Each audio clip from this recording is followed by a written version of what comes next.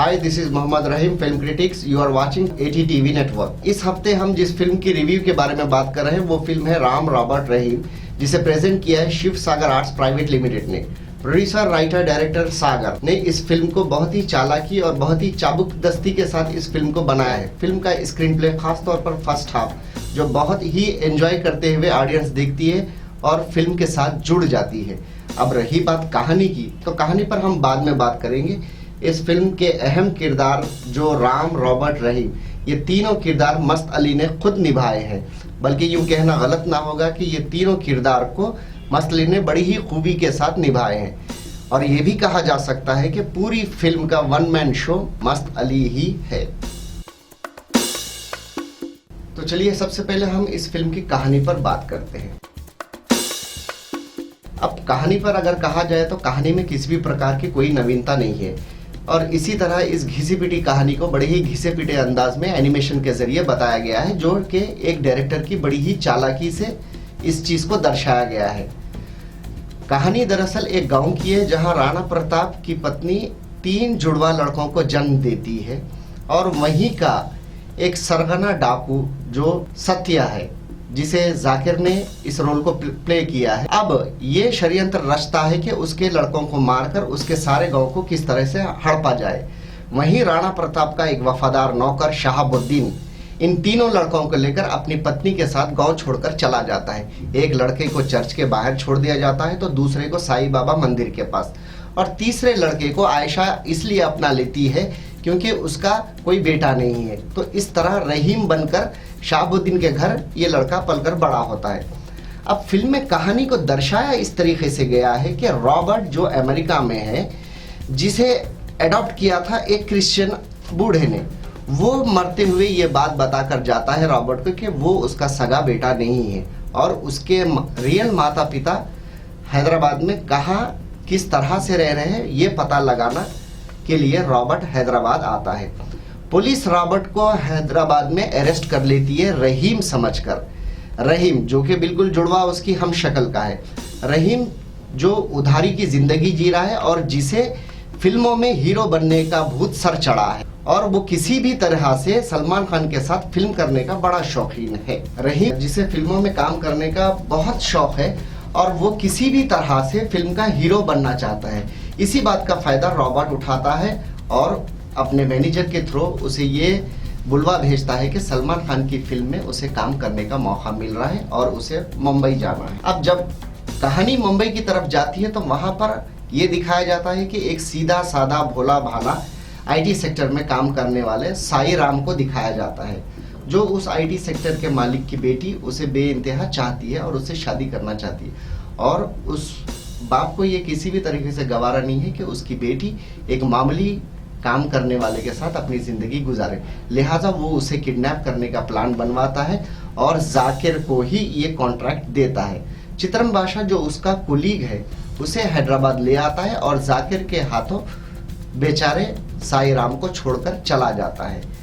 सफर के दौरान चित्रम बादशाह की मुलाकात रहीम से होती है और चित्रम बादशाह ये समझता है कि ये रहीम नहीं साईं राम है, जो किडनैपिंग से छूटकर शायद उसके दिमागी तवाजुन कुछ खराब हुआ है, जिस तरह से वो इस तरह की हरकतें कर रहा है। रहीम ये समझता है बॉम्बे आने पर कि जिस तरह उसके साथ जो भी किरदार पेश आ रहे हैं वो ये समझता है कि शायद शूटिंग हो रही होगी और शूटिंग समझकर वो जिस तरह का किरदार अदा करना है वो करता चला जाता है और धीरे धीरे कहानी अपने अंजाम को पहुंचती है। कैसे किस तरह रॉबर्ट को सच्चाई पता चलती है कि उसके 2 और भाई है, फिर साथ ही साथ ये तीनों भाई किस तरीके से मिलते हैं और किस तरीके से फिल्म खत्म होती है, ये देखने में बड़ी दिलचस्पी बांधी गई है।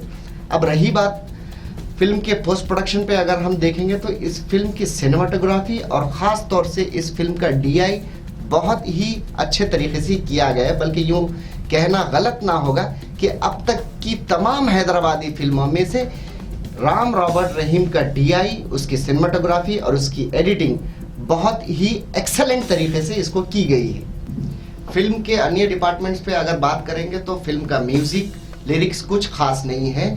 सिर्फ और सिर्फ मस्त Ali one man show film में छाए रहे हैं और उन्होंने अपनी जिम्मेदारी को बखूबी पूरे जिम्मेदारी के साथ निभाया। चित्रम बाशान के लिए जो कुछ लिखा गया, जो कुछ वो कर सकते थे, बहुत अच्छे तरीके से चित्रम बाशा ने भी अपने कैरेक्टर को निभाए। बाकी सारे के सारे किरदार क्यों आते हैं, किस लिए आते हैं, कब आए, किधर गए, जैसे कि अकबर बिन तबर, रिजवान और शिवा, ऐसे कुछ किरदार हैं जो क्यों आए, किस लिए ये कैरेक्टर किया जा रहा है, फिलर्स के तौर पर इनको यूज किया गया है।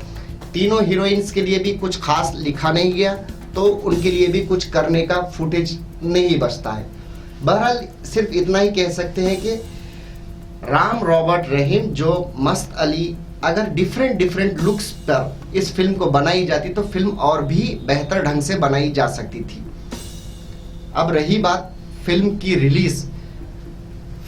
रिलीज जो की गई है, वो इस फिल्म की सबसे बड़ी एक माइनस पॉइंट ये है कि इस फिल्म को प्रॉपर पब्लिसिटी या प्रॉपर वे में इस फिल्म को रिलीज नहीं किया गया।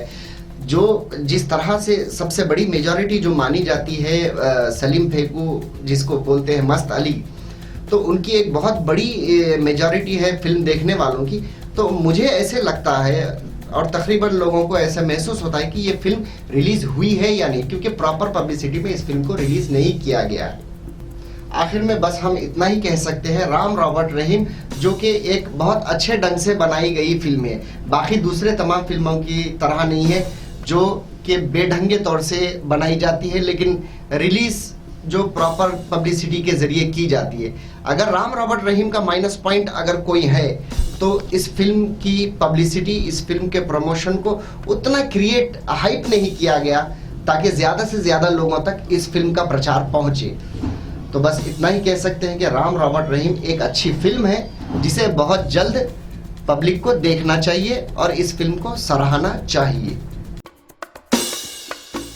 तो चलते चलते बस इतना ही कहना चाहूँगा कि इस हैदराबादी फिल्म राम रॉबर्ट रहीम को हम ATTV नेटवर्क की तरफ से 3.5 स्टार देते हैं और पब्लिक से ये रिक्वेस्ट करते हैं कि ये एक बहुत अच्छी फिल्म है, बहुत अच्छे ढंग से बनाई गई है, इसे जाइए और ज़रूर देखिए।